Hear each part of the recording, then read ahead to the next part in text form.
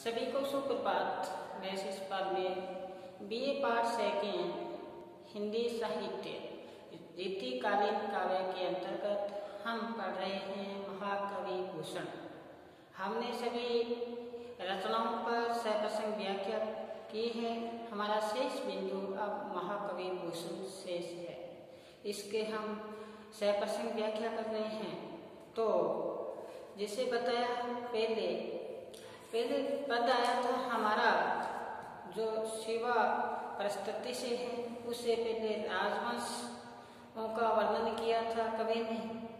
और अब बताया कल जैसे बता रहे थे सीए संग शोभित लक्ष्मण सहाय जान के शिवाजी की तुलना श्री रामचंद्र जी से की है। जिस प्रकार से रामचंद्र जी के संग सीता सुशोभित है, इसी प्रकार शिवाजी के साथ लक्ष्मी विराजमान है। जिस प्रकार से कहते हैं इनके भ्राता लक्ष्मण है, तो इसी प्रकार शिवाजी के सुंदर लक्षण विद्यमान है।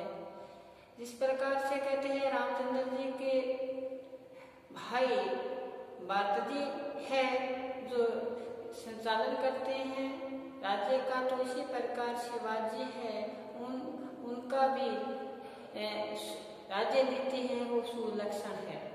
आगे बताया था कि जिस प्रकार से संसार में आभूषण है, ये आभूषण है श्री राम, उसी प्रकार से शिवाजी भी इस धरा के आभूषण है। सिरदार शिवाजी राम को अवतारू है।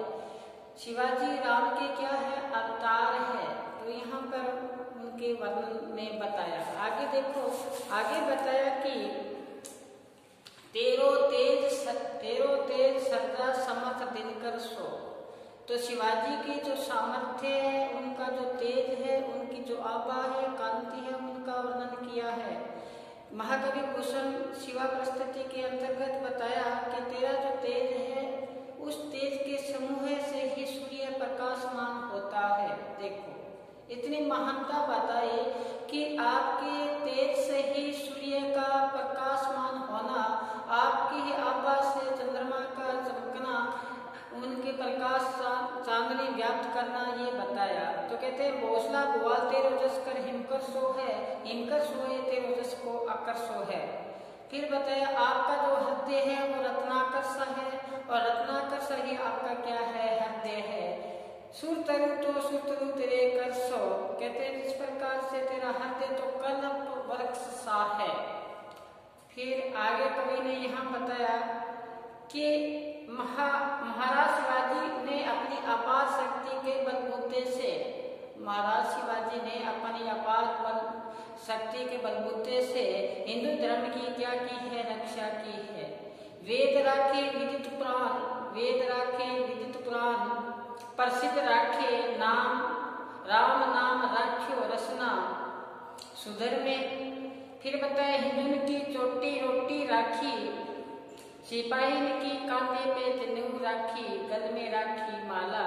तो कवि ने यहाँ पे बताया कि उन्होंने औरंगजेब को पराजित कर हिंदू धर्म के ग्रंथों का क्या किया है? रक्षा की है। उनके मान सम्मान को बचाया है हिंदू धर्म के। तो फिर बताया वे शास्त्रों को निहित ज्ञान का भी प्रसार किया। आया है ना कि राम नाम राख्यो रसना सुधीर में, तो जो राम नाम का महत्व है उनका भी विस्तार किया। फिर आगे बताया कि हिंदुन की चोटी रोटी राखी, सभी को आजीविकता प्रदान की। रोटी राखी मतलब सभी को क्या की है? आजीविकता प्रदान की है। और मेंढी राखी मुगल मरोड़ी राखी पास है। उन्होंने मुगलों के सेना को क्या कर दिया है? मसल दिया है। और फिर बताया राजन की हद राखी, जो क्या कहते हैं राजाओं की जो सीमा थी उनकी क्या की रक्षा की है। और वेद राखे देवर से धर्म राख्यो घर में, जो राम की महिमा है उनका भी यहाँ पे व्याख्यान किया है। मंदिरों की रक्षा की उनके साथ ही वीर शिवाजी ने क्या किया है कि उन्हें तलवार के बल से मंदिरों की रक्षा की, और शिवाजी ने घर घर में हिंदू धर्म को बनाए रखा।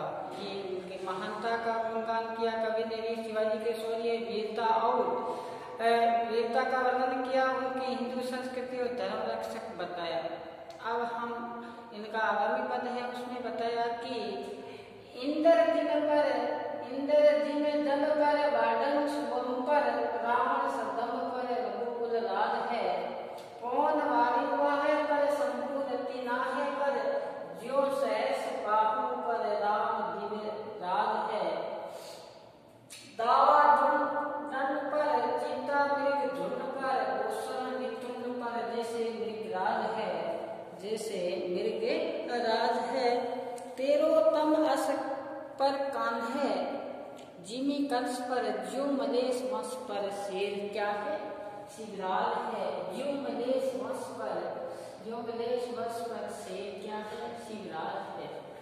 तो सुनो ध्यान से, इंद्र जी में जब पर वाटम अंग पर, शब्द इसमें आपने मीनिंग के साथ साथ में भी याद करेंगे। राम का जो रावण के अत्याचारों का विनाश करने वाले श्री राम थे। तो इस प्रकार से कवि ने यहाँ बताया है, महाकवि भूषण है वर्णन कर रहे हैं, साथ में यहाँ शिवाजी की महानता का भी प्रकाश डाल रहे हैं, शिवाजी की शौर्य का भी यहाँ वर्णन किया है। एक उपमान के माध्यम से बताया है, उपमान पर उपमान देते हुए उसी के समान बताया है। जिस प्रकार से थोड़ी सी तेज हवा चले, आप ध्यान सुनना, तेज हवा चले तो बादल कितने ही आसमान में गहरे छाए हो, लेकिन बादल वहां ठहरते नहीं है। तो किसका प्रभाव रहा? ये रहा प्रभाव पवन का।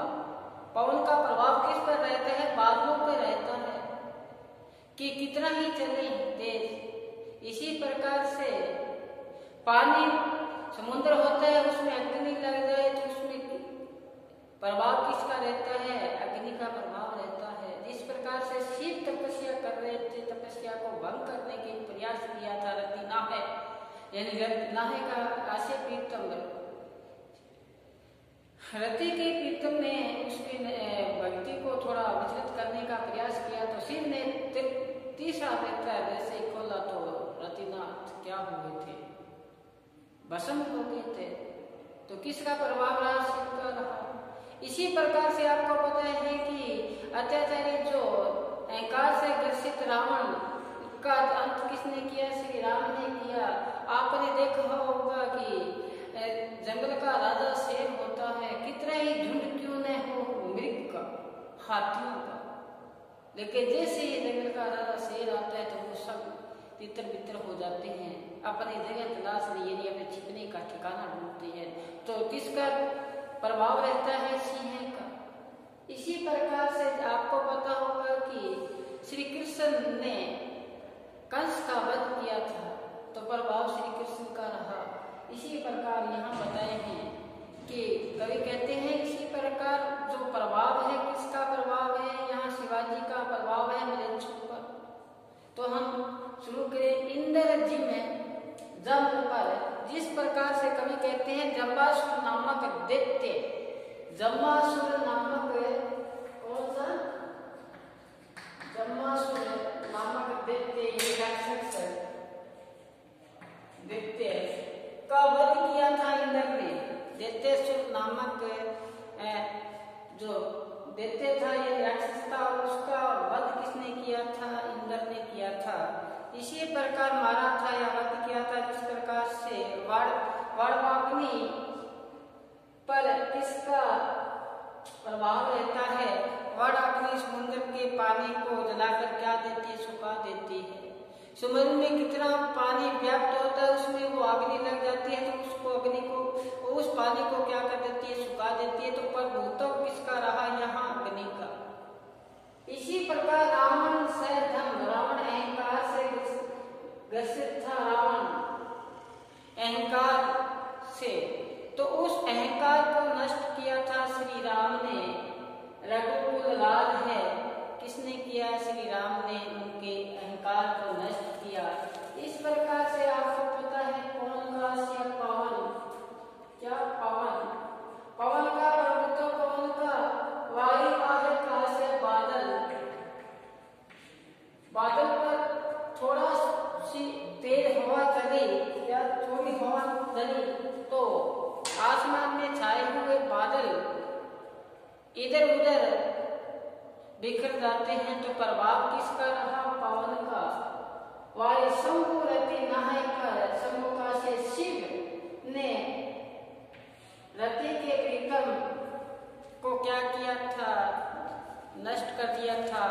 इसी प्रकार से कवि ने यहाँ पे बताया है, जो सहस्र हजार बाहों वालों पर दिव्यराज परशुराम ने क्या किया था? उसके अहंकार को नष्ट किया था। तो कहते हैं परशुराम ने आक्रमण कर मार दिया था जो सहस्र बाहु का आशय है कार्तवीर्य। कार्तवीर्य क्या नाम था? कार्तवीर्य को मार दिया था। कार्तवीर्य को क्या कर दिया था?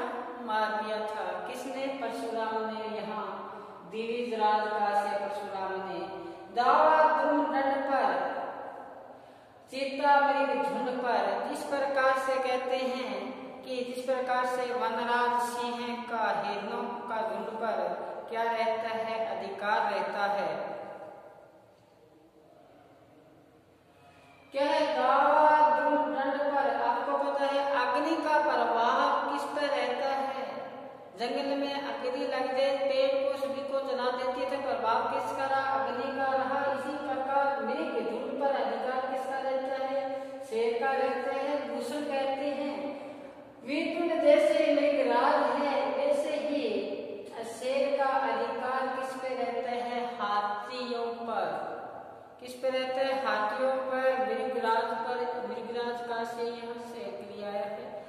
तो आगे क्या बताया है कवि ने कि तेरोतम अस्पान है, जिस प्रकार से जो तेज है सूर्य की आभा का, सूर्य की जो किरणें हैं वो अंधकार को मिटा देती है। इस प्रकार कान्हा ने किसका अहंकार को मिटाया? जो कंस था उसका वध किया, उसको जिमी कंस कर क्यों मलेश वंश से शिवराज है। उसी प्रकार शिवाजी है वो मुगलों वंशों के क्या है? मुगलों वंशों में सदैव आतंक छाया रहता है। आतंक छाया रहता है अर्थात मुगल का प्रबल क्या है? विरोधी है शिवाजी। विरोधी है शिवाजी और वीरता पूर्वक उन पर आक्रमण कर विनाश लीला करते हैं। उनके शौर्य समस्त मुगलों के को क्या करते हैं? भयभीत करते हैं। ये शिवाजी के यहाँ पर शौर्य के गुणगान किया है कवि ने। यहाँ विभिन्न उपमानों का प्रयोग करके शिवाजी की शौर्य की महिमा का गुणगान किया। तो यहाँ जो रस आया है वो कौन सा रस की अभिव्यक्ति हुई है? वीर रस की। एक बार अपने रजिस्टर में अंकित करें, देखें कि फिर एक बार इसको समझने का प्रयास करेंगे। देखा आपने क्या कि इंद्र जी में जम पर वाडव सुअम पर रावण सैदम रघुकुल राज है, कौन आयो वह सुबूरति ना है पर। कवि कहता है कि जिस प्रकार से इंद्र ने किसको मारा? वो राक्षस को मारा था, जंबासुर राक्षस को मारा था। इसी प्रकार कहते हैं कि समुद्र में लगने वाली अग्नि का प्रभाव किस पर रहता है? उस पानी पर रहता है। पानी को सुखा देती है अग्नि। अग्नि का प्रभाव किसके पर रहा? समुद्र के पानी पर अग्नि उसको सुखा देती है। इस प्रकार से रावण को श्री राम ने वध किया, तो रावण पर आधिपत्य किसका रहा? श्री राम का। इस प्रकार से आगे बताया, जिस प्रकार से तेज हवा का रफ्तार से बादलों का तितर बितर होना, बादल ठहर नहीं पाते, तो प्रभाव तो किसका रहा? यहाँ पे पवन का। तो इसी प्रकार जिस प्रकार से शिव का प्रभाव तो किस पे रहता है? रत्ना है पर, यानी कि कामदेव पर, रति का पति कामदेव पर। और इसी प्रकार से दावा ध्रुव दंड पर कहते हैं कि वन में लगने वाली आग का प्रभाव उन पेड़ों में रहता है। इसी प्रकार सीता मृग के झुंड होते हैं, उनको तितर बितर कर देते हैं। जैसे शेर है, हाथी के झुंडों को भी बिखेर देता है, सूर्य का प्रकाश अंधेरे को मिटा देता है। इसी प्रकार कान्हा ने भी क्या किया था, कस पर विजय पाई थी, मेरी वध किया था। इसी प्रकार बताया है कि यहाँ महाकवि भूषण बताते हैं शिवाजी है वो मलेश वश पर क्या है, शेर है, यदि शिवराज है, शेर है। मुगल सेना के शौर्य पराक्रम से भयभीत रहती है, ये यहाँ पे अंकित किया, ये बताया। अब चलते हैं आगे, एक बार इसको आप समझें, उतारना चाहे तो उतारे, फिर चलते हैं आगे। आगे देखो क्या बताया है, दूसरे पद में महाकवि भूषण क्या बताते हैं, देखो कि चढ़त तोरंग, देखना चढ़त तोरंग, चढ़त तोरंग चतुरंग साजी शिवराज, चतुरंग साजी शिवराज, साजी शिवराज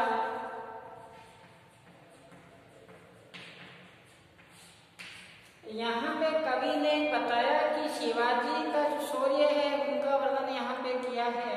तो बताते हैं कि कवि शिवाजी का शौर्य वर्णन किया है, बताते हैं कि जब शिवाजी अपने सेना लेकर चलते हैं, सेना कौन सी है, चतुर रंगिणी, सेना को लेकर सजाकर यदि चलते हैं तो बड़े उत्साह के साथ चलते हैं। सेना में इतना उत्साह है, जब युद्ध करने के लिए जाते हैं तो शिवाजी अपने चतुरंगी सेना लेकर चलते हैं और सेना में उत्साह की क्या है, भावना है। तो बताया कि उनकी सेना में उनके अंग अंग में एक उमंग भरी हुई है, वो भी किसकी, जीत की। और फिर बताया भूषण चढ़त मरहट चित चारों है। तो इसमें बताते हैं कि मराठी सैनिक है, जो मराठी सैनिकों के मन में उत्साह है, बढ़ जाता है, उनकी तलवारें हैं जो शत्रुओं के हृदय में प्रवेश करने लगती है। और शत्रुओं का समूह है वो ऐसा शत्रु का समूह है, वो ऊंचाई पर उड़ते से महसूस होते हैं। और शिवाजी के हाथ में क्या आते हैं, गढ़ आते हैं, किले आते हैं। तो बताया ओशिला के हाथ गढ़ कोट चढ़त, अरि ओट जत मेरी तुम श्रृंग में, तकरार तुर्कांगन व्योमान चढ़त है, विमान चढ़त बजरंग अवनम में। तो बताया कि तुर्कगण है जो मृत्यु को प्राप्त हो गए हैं, वो मान रहित होकर आकाश में विचरण करते हैं, चढ़ते हैं। अब इनका आगामी पद है वो पढ़ते हैं। तो क्या बताते हैं आगामी पद में, कवि ने बताया कि ऊंचे गौर मंदिर के अंदर रहने वाली, ऊंचे गौर मंदिर के अंदर हाथी है, 3 बेर कंदमूल भोग करे, कंदमूल भोग करे, 3 बेर खाती है, 3 बेर खाती है। विजन बुलाती है, विजन बुलाती है, भूषण बन शिवराज तेरे त्रास, नगन जड़ाती है, नगन जड़ाती है। तो ये महत्वपूर्ण है, एग्जाम की दृष्टि से इसको हम यहाँ शाम तक पे अंकित करेंगे। तो आप साथ साथ में इसको लिखें। क्या बता रहे हैं इसमें, कवि बताते हैं ऊंचे गौर मंदिर के अंदर रहने वाली, मैं श्याम पट पे अंकित करता हूँ, फिर हम इसको सप्रसंग व्याख्या करते हैं। देखो इसमें ऊंचे गौर मंदिर के अंदर रहने वाली, ऊंचे गौर मंदिर के अंदर हाथी है, कंदमूल भोग करे, कंदमूल भोग करे, 3 बेर खाती तेरे, 3 बेर खाती है। भूषण स्थिर अंग विजन बुलाती तेरे, विजन बुलाते हैं। भूषण बना शिवराज वीर तेरे त्रास, नगन चढ़ाती तेरे, नगन चढ़ाती है। तो कवि ने यहाँ पर बताया है यमक और सलैस अलंकार के माध्यम से, यहाँ महाकवि भूषण ने शिवाजी की वीरता का वर्णन करते हुए बताते हैं, क्या कहते हैं कि उनसे जो विशाल भवन में निवास करने वाली स्त्रियां, जो मुगलों के स्त्रियां थी, वो ऊंचे भवन, ऊंचे महलों में निवास करने वाली थी, ऊंचे घोर मंदिर के अंदर रहने वाली, यानी ऊंचे महलों में जो निवास करने वाली स्त्रियां, अब क्या है कि वो डरकर शिवाजी से भयंकर पर्वतों की गुफाओं में निवास करना शुरू कर दिया है, ऊंचे घोर मंदिर के अंदर रहती है, पहाड़ों की गुफाओं में, अंधेरी गुफाओं में निवास करना शुरू कर दिया है। तो कवि ने यहाँ बताया है कि शिवाजी के भय से ऊंचे और विशाल महलों में रहने वाली शत्रुओं की स्त्रियां अब भयंकर पर्वतों की गुफाओं में निवास करना शुरू कर दिया है। शिवाजी के डर से शत्रु पक्ष की नारियां अपने ऊंचे भवन छोड़कर कहाँ निवास किया है? पर्वतों की गुफाओं में। अब आगे क्या बताया है? कंदमूल भोग करे वो स्त्रियां स्वादिष्ट भोजन का भोग करती थी। अब क्या किया है कि उन्होंने अब छिपकर गुफाओं में रहना प्रारंभ कर दिया। जो शत्रु पक्ष की स्त्रियां थी, जो बार बार मधुर पदार्थों से बने खाने खाती थी, स्वादिष्ट भोजन का भोजन करती थी, अब वो भटकती हुई मन में कंदमूल भोग करे साधारण सा क्या करती है? भोजन करती है। अब आगे बताया भूषण स्थिर अंग, जो महिलाएं आभूषणों से सुसज्जित रहती थी,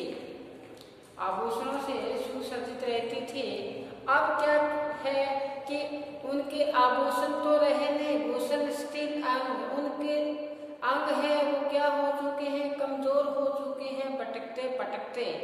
तो बताया है कि कंदमूल भोग करने से जीवन का उनका निर्वाह कर रहे हैं, भटकती रहती है, इसलिए वो किसके बांधती? भूषण स्थिर अंग विजय बुलाती। जो पहले पंखे उनके राजदरबारों में झूला झूलते थे, अब पंख उनकी बांधती, आप जंगलों में क्या है? भटक रही है।